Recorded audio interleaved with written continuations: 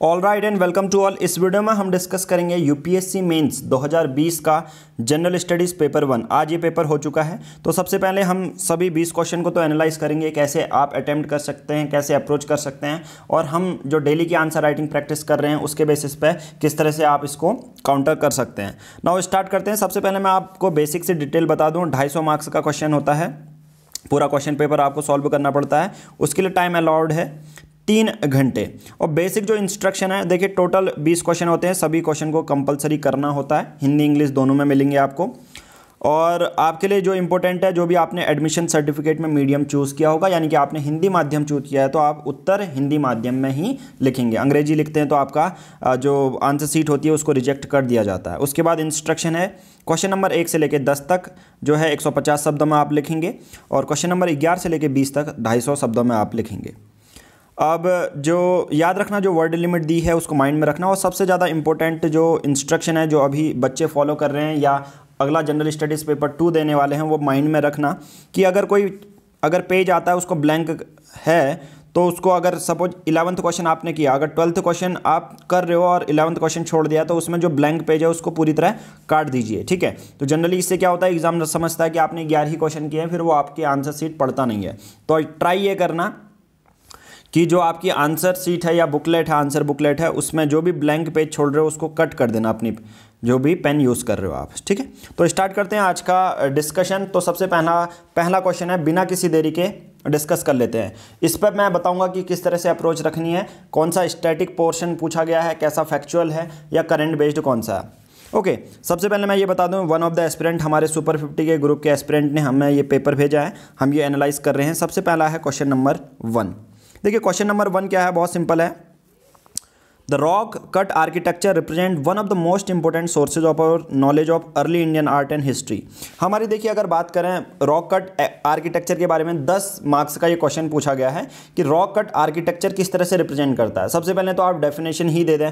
Rock cut architecture पहले क्या होते थे, बड़े बड़े पत्थर होते थे, उसको काट के टेम्पल्स, काट के केव्स बनाई जाती थी। तो कान्हेरी केव्स है और अजंता केव्स, इन सब का मेंशन देके, और इन केव्स में आप सबको पहले पता रहता होगा कि क्या रहता था, कि बहुत सारी चित्रकारिता करते थे, बहुत सारे फिगर्स भी बनाए जाते थे जिसमें समाज के बारे में बताया जाता था, जैसे वीमेंस घास काटते हुए, क्रॉप्स को काटते हुए, ठीक है। तो ये सब चीज़ें आप बता सकते थे इन सोर्स के बारे में कि अर्लियर इंडियन आर्ट और हिस्ट्री हमारी कैसी रहती थी। बहुत बार केव्स में क्या है, टेम्पल के स्ट्रक्चर भी बनाए जाते थे, नॉर्दर्न स्ट्रक्चर है, साउदर्न स्ट्रक्चर है। तो आप इस क्वेश्चन को 150 वर्ड में इसको लिखना था हमें। और जनरली हम इससे डायरेक्टली, इसमें कोई ऐसा करंट बेस्ड नहीं है, हम इससे डायरेक्टली, यह है स्टैटिक पोर्शन हिस्ट्री का, आर्ट एंड कल्चर से डायरेक्टली ही पूछा गया है। नितिन सिंघानिया अगर आपने पढ़ी होगी तो डायरेक्टली इस क्वेश्चन को सॉल्व कर ले जाओगे। इसमें कोई बड़ी बात नहीं है कि इसमें यह अलग सा क्वेश्चन आ गया। क्वेश्चन नंबर 2 भी स्टैटिक पोर्शन है। आप अगर मेडिवल पीरियड आपने पढ़ा है, मेडिवल हिस्ट्री पढ़ी है, पाला period is the most significant phase in the history of Buddhism in India. अब यहाँ पर 2 चीज़ें हैं, एक है पाला पीरियड, एक है बुद्धिज्म। यानी कि पाला पीरियड भी हमें बताना है, बट ज़्यादा हमें फोकस करना है कि बुद्धिज्म में कैसे किया था। अगर आपने पाला पीरियड पढ़ा है तो आपको ये पता होगा कि वहाँ के पहले जो रूलर थे, फर्स्ट जो बुद्धिस्ट रूलर गोपाला थे, उन्होंने बहुत बार बुद्धिज्म को स्प्रेड करने की कोशिश की थी, बुद्धिज्म के लेकर। इवन उन्होंने बुद्धिज्म तो छोड़ो, जैसे हिंदूज़ में है, हिंदू टेम्पल है, उसके लिए भी अगर मंदिर बढ़ता था तो लैंड देते थे। बट हिंदू मंदिर के बारे में या हिंदू के लिए पाला डायनेस्टी के बारे में नहीं लिखना है हमें, ये याद रखना थोड़ा सा, ठीक है। तो पाला पीरियड ने बुद्धिज्म के लिए क्या क्या किया वो हमें लिखना है। तो सबसे पहले हम कहेंगे कि पाला का, जो यहाँ से स्टार्ट कर सकते हो अपना आंसर, कि जो पाला के रूलर हैं गोपाला, वो पहले बुद्धिस्ट रूलर रहे। उसके बाद जितने भी उनके जो हैं एंसेस्टर आते रहे, मतलब जो नेक्स्ट जनरेशन आती रही बाद में, तो वो भी बुद्धिज्म उन्होंने फॉलो किया और उसको स्प्रेड करने के लिए भारत में बहुत सारे कैंपेन भी चलाए, ठीक है। तो यहाँ पर ये कह सकते हैं। तो दूसरा भी ये है स्टैटिक पोर्शन और मेडिवल हिस्ट्री। और ये देखिए, जिसने मेडिवल हिस्ट्री नहीं पढ़ी है या आर्ट एंड कल्चर नहीं पढ़ी है, डीमोरलाइज मत होना, क्योंकि सिंपल से क्वेश्चन है ये। अगर आप नितिन सिंघानिया खोल के पढ़ लोगे ना, तो आपको ये क्वेश्चन ईजी लगने लगेगा, ठीक है। तो अपने माइंड में नहीं बनाना कि यार पहले ही 2 क्वेश्चन गलत आ गए, ऐसा कुछ नहीं है, दोनों ही स्टैटिक पोर्शन है, कोई अलग से क्वेश्चन नहीं है। ओके, तीसरा देखो ये भी स्टैटिक पोर्शन है, कुछ अलग सा पूछा ही नहीं गया है। अब GS1 में हिस्ट्री और ज्योग्राफी तो होगी, कुछ अलग सा करंट बेस्ड नहीं आएगा, सिंपल सी बात है। आपको भी ये याद रखना है कि यार सिंपल सी आपको ये स्पेक्ट्रम से सॉल्व हो जाएगा। मैं स्पेक्ट्रम करवाने वाला भी हूँ, आई थिंक 1-2 दिन में स्टार्ट कर दूंगा मैं ये। तो ये क्या है, evaluate the policy of Lord Curzon. अब लॉर्ड कर्जन की जितनी पॉलिसीज थी ना वो आपको बतानी है, and their long term implication on the national movement. और लॉर्ड कर्जन की नीतियों का राष्ट्रीय आंदोलन पर उनके दूरगामी प्रभावों का मूल्यांकन कीजिए। लॉर्ड कर्जन की कोई पॉलिसीज है, ठीक है, तो उसके बारे में बताना है और उसके नेशनल मूवमेंट में क्या इंपैक्ट पड़ा, नेशनल मूवमेंट उससे और ज़्यादा तेज़ी से बढ़ने लगा था, घटने लगा था, ये आपको बताना था। ये स्टैटिक पोर्शन है, ठीक है, ये भी क्या है, स्टैटिक पोर्शन है। तो बहुत सिंपल सी बात है, हमारे जो लॉर्ड हुआ करते थे पहले भी, गवर्नर जनरल हुआ करते थे, तो उनके बेसिस पर आप हर के जो मेन जिन्होंने पॉलिसीज़ इंप्लीमेंट की थी, ठीक है, चाहे एजुकेशन के सेक्टर में बात करो, चाहे किसी ने बहुत ज़्यादा इंफ्रास्ट्रक्चर बिल्ड किया था, तो ऐसे गवर्नर जनरल के बारे में आपको पढ़ना ही चाहिए अगर मॉडर्न हिस्ट्री अगर आप पढ़ रहे हो तो लॉर्ड कर्जन उनमें से एक थे जिन्होंने बहुत सारी जो पॉलिसीज़ थी, बहुत ज़्यादा ड्रैकोनियन जो पॉलिसीज़ उन्होंने इंप्लीमेंट की थी, जिससे कि नेशनल मूवमेंट में बहुत ज़्यादा बढ़ावा भी मिला था, ठीक है, उन पॉलिसीज़। क्योंकि अगर ये पॉलिसी इंप्लीमेंट नहीं करते तो एक तरह से हमारे जो लीडर्स हैं वो सेम प्रोसीजर अपनाते, यानी कि अगर पॉलिसी जो भी इतनी ड्रैकोनियन पॉलिसी है, डोमिनेंट पॉलिसीज़ हैं, उन्होंने इंप्लीमेंट कर दी। सपोज मान के चलो एक पॉलिसी है कि यार इस पुल से पास नहीं होना है आपको, जो हिंदुस्तानी होंगे इस पुल से पास नहीं होंगे, तो यहाँ पर बात की जाती है कि आप राइट टू फ्रीडम वाला एंगल डाल सकते हो। तो इस तरह से बहुत सारी पॉलिसीज आप स्टैटिक पोर्शन में इंक्लूड कर सकते थे इसमें। Question number 4, discuss the Jio physical characteristics of circum Pacific zone. बहुत सिंपल सा है, ज्योग्राफी का ये क्वेश्चन है। आप सबको पता है रिंग ऑफ फायर वाला जो एरिया होता है सर्कम पैसिफिक जोन, उसी को कहते हैं। तो यहाँ पर इसके कैरेक्टरिस्टिक्स क्या हैं, बहुत ज़्यादा अर्थक्वेक देखने को मिलता है, वॉल्केनोज देखने को मिलते हैं, तो ये 10 मार्क्स में आपको लिखना था, ठीक है, स्टैटिक है ये भी। उसके बाद क्वेश्चन नंबर 5 है, the process of desertification does not have climatic boundaries, justify with the example. अब यहाँ पर ये बात की जा रही है कि जो डेजर्टिफिकेशन है उसकी कोई क्लाइमेटिक बाउंड्रीज नहीं है, एक एग्जाम्पल देना है। देखिए एग्जाम्पल आपका रिसेंट में कुछ भी एग्जाम्पल होगा आप उसको इंक्लूड कर सकते हैं। अब आपको बात यह आती है कि ये रिसेंट के एग्जाम्पल आएंगे कैसे। बहुत सिंपल सी बात है, अगर आप 1 साल का या 1.5 साल का अगर पेपर पढ़ रहे हो, 1.5 साल के एग्जाम्पल द हिंदू का न्यूज़पेपर पढ़ रहे हो या एक विजन IAS की मैगजीन पढ़ रहे हो, तो वहाँ पर बहुत सारे एग्जाम्पल आपको मिल जाते हैं कि प्रेजेंट में किस जगह पर डेजर्टिफिकेशन हुआ है। मोस्ट प्रोबेबल ये आप टाइप करें कि इंडिया के ही पार्ट में, राजस्थान का एक पार्ट है उसमें डेजर्टिफिकेशन हुआ है, तो उसका एग्जाम्पल देके आप ये आंसर लिख सकते हैं, ठीक है। Question number 6, how will the melting of Himalayan glacier have a far reaching impact on the water resources of India. अगर मैं बात करूँ वाटर रिसोर्सेज की, जैसे लैंड है, पॉन्ड, ये रिवर्स हैं, पॉन्ड्स हैं, ठीक है, ये लैंड रिसोर्स वाटर रिसोर्सेज होते हैं भारत में, ठीक है। अब जब हिमालयन ग्लेशियर पिघल जाता है तो इस पर क्या इम्पैक्ट पड़ेगा वाटर रिसोर्सेज में।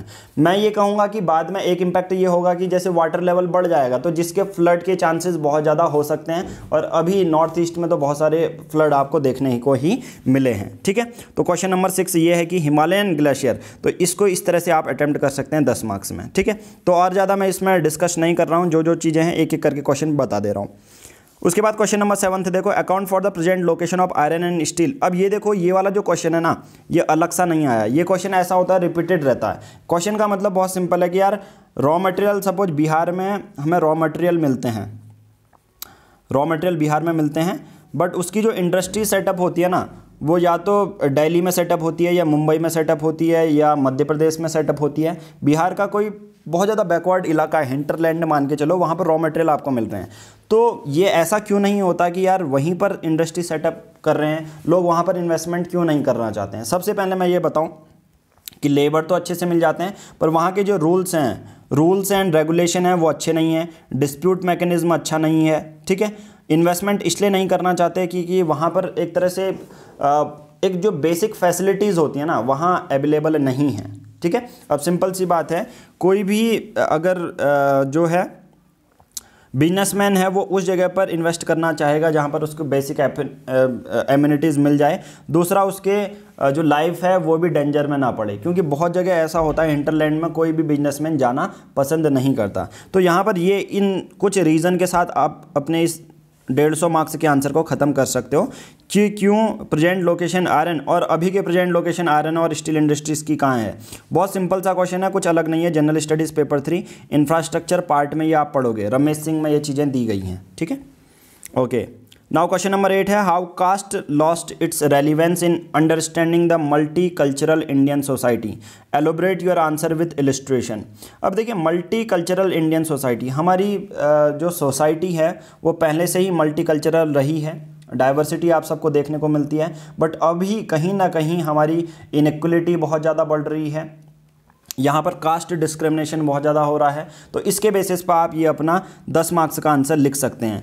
कोई इलिस्ट्रेशन देना है, एग्जाम्पल भी आप दे सकते हैं। जैसे अभी बहुत एग्जाम्पल ये है कि दलित ने हैंडपम्प से पानी निकाला, उसको पीट दिया गया। तो इस बेसिस पे जो कास्ट है, तो डाइवर्सिफिकेशन हमें बहुत ज़्यादा कम देखने को मिलता है, कास्ट अपनी रेलिवेंस खो रहा है, ठीक है। तो आप 3-4 पॉइंट लेके, इतना बड़ा कोई आंसर नहीं है, 150 वर्ड में आप इसे ख़त्म कर सकते हैं प्रेजेंट के एग्जाम्पल देके, ठीक है। फिर इसके बाद एक और मैं वीडियो बनाऊंगा जिसमें हर एक क्वेश्चन के लिए एक स्पेसिफिक वीडियो आपकी बनेगी, उसमें 6-6 मिनट या 8-8 मिनट का वो मैं एक्सप्लेनेशन दूंगा, ठीक है। Question number 9, covid pandemic accelerate class inequalities and poverty in India, comment, ठीक है। अब ये कोविड-19 बहुत चौंकने वाली बात नहीं है कि ये क्यों आया क्वेश्चन, इसको मैं अभी बताता हूं, बट उससे पहले आप क्या कर सकते हैं, आपको टेलीग्राम ऐप डाउनलोड करनी है, सर्च बॉक्स में टाइप करना है @PR पब्लिकेशन, तो आप इस ग्रुप से ज्वाइन हो जाएंगे। अब यहाँ पर डेली के बेसिस पर हम एक मेंस का आंसर देते हैं। अब देखिए, ये प्रीवियस ईयर 2019 का 9 जनवरी 2021 यूपीएससी मेंस क्वेश्चन है।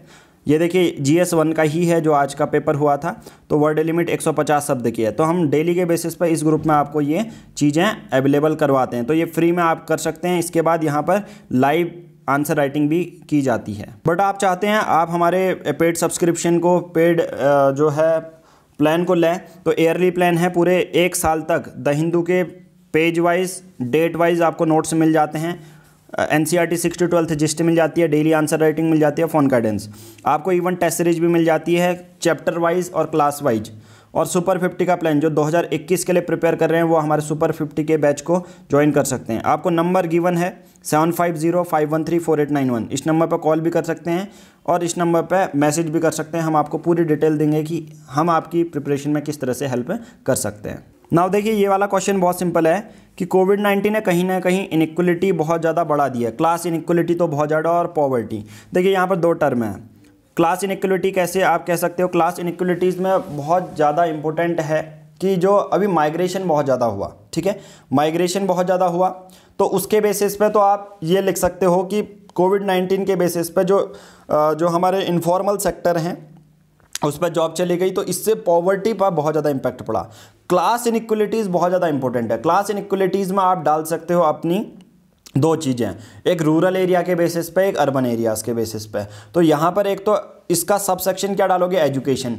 एजुकेशन में आप सबको देखने को मिला होगा कि अर्बन एरिया में आप सबको देखने को मिलता है कि लोग एक्सेस कर पा रहे थे, इंटरनेट के थ्रू पढ़ाई कर पा रहे थे। वहीं दूसरी ओर आपकी रूरल एरिया के जो बच्चे हैं, जो बैकवर्ड क्लासेस के बच्चे हैं, जो बहुत ज़्यादा पिछड़े इलाके के बच्चे हैं, वो क्या कर पा रहे हैं, वो एक्सेस नहीं कर पा रहे हैं अपनी एजुकेशन। तो सिंपल सी बात है, एक एजुकेशन का इम्पोर्टेंट लेके, ये भी 10 मार्क्स का था, ये आप कर सकते हैं, ठीक है। उसके बाद क्वेश्चन नंबर 10 है, do you agree with the regionalism in India appears to be consequences of rising cultural assertiveness, argue. अब ये बहुत ज़्यादा इंपॉर्टेंट है कि क्या आप सहमत हैं कि भारत में क्षेत्रीयता बढ़ती हुई सांस्कृतिक मुखरता का परिणाम प्रतीत होती है, तर्क कीजिए। अब रीजनलिज्म बहुत ज़्यादा इंपॉर्टेंट है। जैसे एक एग्जांपल मैं बताता हूँ कि आप रीजनलिज्म के बेसिस पे क्या होता है, जैसे बहुत ज़्यादा, जैसे अगर मैं उत्तराखंड से बिलोंग करता हूँ तो मैं अपने को एज ए उत्तराखंडी बोलूँगा, ठीक है। तो वैसे ही बहुत ज़्यादा रीजनलिज्म यहाँ पर ये बोल रहा है कि रीजनलिज्म क्या करता है, एक तरह से कल्चरल असर्टिवनेस को बहुत ज़्यादा प्रमोट कर रहा है, उस पर कॉन्सिक्वेंसेस बहुत ज़्यादा देखने को मिलते हैं। तो रीजनलिज्म अगर हम ज़्यादा प्रमोट करते हैं तो वो हमारी नेशनल यूनिटी या नेशनल आइडेंटिटी को कहीं ना कहीं ब्रेक डाउन करता है, ठीक है। कि हम अपने उत्तराखंडी हूँ, मैं मराठी हूँ, रीजनलिज्म प्रमोट करना सही है, बट इसके हमें यहाँ पर कॉन्सिक्वेंसेज भी लिखने हैं। एक पॉजिटिव है और उससे क्या फ़ायदे मिलेंगे, रीजनलिज्म से क्या फ़ायदे भी मिलेंगे, भाईचारा बढ़ता है घटता है, ये भी आपको यहाँ पर लिख सकते हैं। ठीक है, क्वेश्चन नंबर 10th है ये। Question number 11th, Indian philosophy and traditional played a significant role in conceiving and shaping the monuments and their art in India। अब इंडिया की जो इंडियन फिलॉसफी और ट्रेडिशन है हमारे, देखिए आप बहुत सारी चीज़ें इंक्लूड कर सकते हो, जैसे इंडस वैली सिविलाइजेशन है, हमारे नेचर को कंजर्व करना है, हमारे टेम्पल्स को प्रोटेक्ट करना है। तो कहीं ना कहीं जो हमारी हम इतना पूजा करते हैं, नेचर से जुड़े हुए हैं, तो उसके बेसिस पे इनका रोल प्ले करना है कि अभी हम भारत के किस तरह से जो मोनूमेंट्स हैं, आर्ट हैं, किस तरह से संजोए हुए हैं। ठीक है, कितनी आस्था है, तो इस बेसिस पर आप एग्जाम्पल भी लिख सकते हैं और अपना आंसर भी 250 वर्ड में इंक्लूड कर सकते हैं। इंडियन फिलॉसफी में बहुत सारी चीज़ें डाल सकते हो आप, हिंदुज़्म डाल सकते हो, बुद्धिज़्म डाल सकते हो, और ये बहुत ज़्यादा आपको मोनूमेंट्स देखने को मिल जाएंगे, बहुत ज़्यादा नेचर से एसोसिएटेड मोनूमेंट्स भी मिल जाएंगे आपको। ठीक है, ओके। क्वेश्चन नंबर 12 देखिए, पर्शियन लिटरेरी। अब इसमें स्टैटिक पोर्शन है, पर्शियन लिटरेरी सोर्सेज बताना है कि मेडिवल इंडिया में, तो पर्शियन लिटरेरी सोर्सेज के क्या क्या चीज़ें मेडिवल इंडिया के बारे में लिखी गई हैं, वो आपको डायरेक्ट टू द पॉइंट लिखना था। ओके, उसके बाद नेक्स्ट है, since the decade of 1920 national movement acquired various ideological strengths and thereby expanded its social base. तो ये 1920 के बाद हमारा जो नेशनल मूवमेंट है बहुत हद तक राष्ट्रीय आंदोलन बहुत बढ़ चढ़ कर बोला, सोशल बेस इसने बढ़ाया। ठीक है, क्योंकि अब अगर आप देखेंगे तो यहाँ पर से अब गांधीयन फेज शुरू हो जाता है। तो जब से गांधी जी आए तो हर जगह का एरिया, ऐसा नहीं कि यार नॉर्थ इंडिया में नेशनल मूवमेंट चल रहा है, केरला है, तमिलनाडु है, यहाँ से भी बढ़ चढ़ कर हिस्सा लिया गया था। तो आप ये गांधीयन फेज के कुछ एग्जाम्पल यहाँ पर डाल के लिख सकते हो, अपना आंसर कंप्लीट कर सकते हो। अब एक और चीज़ मैं ये बताऊंगा कि यार बहुत सारे लोग पॉइंट्स में फोकस करते हैं अपना, नहीं, सबसे पहले प्रायोरिटी है कि आप 20 के 20 क्वेश्चन क्या अटैम्प्ट कर पा रहे हैं। 20 के 20 क्वेश्चन कंपलसरी करना है, तब तो आप रेस में हो, नहीं तो नहीं हो, सिंपल सी बात है। ठीक है, तो दूसरा ये है कि पॉइंट आप नॉर्मल सभी की तरह लिखोगे चलेगा, बट एक्चुअल में जो फॉर्मेट होता है, इंट्रोडक्शन, बॉडी पार्ट और कंक्लूजन, वो अच्छा होना चाहिए आपका, वो सिमिलर दिखने चाहिए आपके। ठीक है, ओके। नाउ क्वेश्चन नंबर 14 है। क्वेश्चन नंबर 14 बहुत सिंपल है कि अगर हम नदियों को जोड़ देते हैं तो कहीं ना कहीं किस हद तक वो हमारी प्रॉब्लम को सॉल्व कर सकता है, ड्रॉट की, फ्लड का, इंटरप्टेड नेविगेशन का। तो आपको इंटरलिंकिंग रिवर्स के जो अभी प्रोजेक्ट चल रहे हैं उसके 2-3 एग्जाम्पल देने थे यहाँ पर, और किया ड्रॉट, फ्लड और इंटरप्टेड नेविगेशन को किस तरह से सॉल्व करेगा उसके पॉइंट यहाँ पर लिखने थे। इसमें कोई चौंकने वाली बात नहीं है। क्वेश्चन नंबर 14 जो है बहुत ज़्यादा न्यूज़ में भी रहता है, और ये जनरल स्टडीज़ पेपर 3 में भी आप इसे इंक्लूड कर सकते हो। ठीक है, क्वेश्चन नंबर 15 क्या है कि amount for the huge flooding of million cities in India. अब यहाँ पर बहुत ज़्यादा जो सिटीज़ हैं बह गई बाढ़ में, चाहे वो स्मार्ट सिटीज़ क्यों ना कहें, हैदराबाद की और पुणे की। तो इसके सॉल्यूशन आपसे पूछ रहा है, बहुत सिंपल है कि बाढ़ में बहुत सारी नदियां बह गई, तो सॉल्यूशन क्या है। तो बहुत सारी चीज़ें हैं, अर्ली वार्निंग सिस्टम आप इंक्लूड कर सकते हो, मटेरियल आप इंक्लूड कर सकते हो। ठीक है, तो ये सब चीज़ें आपको यहाँ पर लिखनी थी। क्वेश्चन नंबर 16 है, इंडिया का इमेंस पोटेंशियल सोलर एनर्जी है through regional variation in its development. India में सोलर एनर्जी का पोटेंशियल तो है, बट कहीं ना कहीं रीजनल वेरिएशन भी हमें देखने को मिलता है। जैसे गुजरात में बहुत ज़्यादा प्रैक्टिस की जाती है सोलर एनर्जी से वो करना, वैसा ही केरला का आप एग्जांपल दे सकते हो कि सोलर रूफ है। इवन बहुत सारे लोगों ने तो वहाँ कार की रूफ में भी सोलर पैनल्स लगाए हुए हैं। तो रीजनल वेरिएशन कहाँ कहाँ पर है। तो क्वेश्चन नंबर 16 में आपसे ये चाहता है एग्जामिनर कि आप हर एक स्टेट के बारे में बताओ कि इसके क्या एफर्ट हैं। सोलर लाइटलेट जैसे सोलर एनर्जी को जो हार्नेस कर रहे हैं उसके एग्जाम्पल देने थे। क्वेश्चन नंबर 17 देखो, examine the status of forest resources of India. अभी का प्रेजेंट जो फॉरेस्ट रिपोर्ट आई है उस पर भी फॉरेस्ट रिसोर्सेज के बारे में बताया गया है। तो ये करंट बेस्ड क्वेश्चन है कि फॉरेस्ट रिसोर्सेज कौन कौन से हैं, टिम्बर वगैरह बहुत सारी चीज़ें आप इंक्लूड कर सकते हो। और उस फॉरेस्ट रिसोर्सेज को बहुत ज़्यादा मात्रा में एक्सप्लॉइट किया जा रहा है, तो उससे क्लाइमेट चेंज क्या है, बहुत ज़्यादा बारिश हो जाना, सूखा पड़ जाना, ऐसे आंसर आप लिख सकते हो। क्वेश्चन नंबर 18, क्या डाइवर्सिटी और प्लूरलिज्म जो भारत में है वो ग्लोबलाइजेशन के कारण खतरे में है। अब आपको ये जानकर बहुत ज़्यादा खुशी होगी कि ग्लोबलाइजेशन से हर बार आपसे क्वेश्चन पूछता है कि ग्लोबलाइजेशन से वीमेन में इम्पैक्ट क्या पड़ा, ग्लोबलाइजेशन से क्लाइमेट में इम्पैक्ट क्या पड़ा। तो ये सब चीज़ें, क्वेश्चन नंबर 18 भी वही है, सिमिलर टाइप का क्वेश्चन है। अगर आप 2017, 2018, 2019 में देख रहे हो कि ग्लोबलाइजेशन से क्या इम्पैक्ट पड़ा डाइवर्सिटी में, भारत की डाइवर्सिटी में, तो आप इसका आंसर ये सोच सकते थे कि ये क्वेश्चन पूछा ही जाएगा। एट द एंड लास्ट में देखते हैं, custom and tradition suppress reason leading to obscurantism, do you agree, answer in 250 words. और क्वेश्चन नंबर 20 है, how have digital initiative in India contributed to the functioning of the education system in the country, elaborate your answer. तो दोनों question बहुत similar हैं, ये इसको आप इससे भी लिंक कर सकते हैं करंट अफेयर से कि प्रगति विरोध उत्पन्न होता है जो कस्टम और ट्रेडिशन को अगर हम सप्रेस करते हैं। क्या आप सहमत हैं इससे? आप रिसेंट का एग्जांपल भी दे सकते हैं। रिसेंट का एग्जांपल जैसे साबरीमाला केस है, साबरीमाला जो टेंपल था उसमें विमेंस की एंट्री पहले अलाउड नहीं थी, फिर सुप्रीम कोर्ट ने इंटरफियर किया। तो ऐसे ही बहुत सारे एग्जांपल जो हमारे कस्टम्स होते हैं, जो रिचुअल्स होते हैं, ठीक है, ये अगर हम रोक देते हैं, इसको दबाने की कोशिश करते हैं, तो कहीं ना कहीं ये प्रगति विरोध करता है या नहीं, उसके 2-3 आप एग्जांपल लिख के ये आंसर खत्म कर सकते हो। लास्ट वाला क्वेश्चन है, how have digital initiative in India contributed to the functioning of the education system. बहुत सिंपल है, डिजिटल इनिशिएटिव कैसे एजुकेशन सिस्टम को कंट्रीब्यूट करता है। नेशनल एजुकेशन पॉलिसी में डिजिटल इनिशिएटिव में बहुत ज़्यादा फोकस किया है, NEP का आप एग्जांपल दे सकते हो। दूसरा, जो कोविड-19 की अभी सिचुएशन थी, तो डिजिटल इनिशिएशन के बेसिस पर ही दीक्षा पोर्टल, इन सब का एग्जाम्पल आपको लिखना था इसमें। तो 20 के 20 क्वेश्चन है। अब ये तो मैंने अभी ऊपर से आपको बता दिए हैं।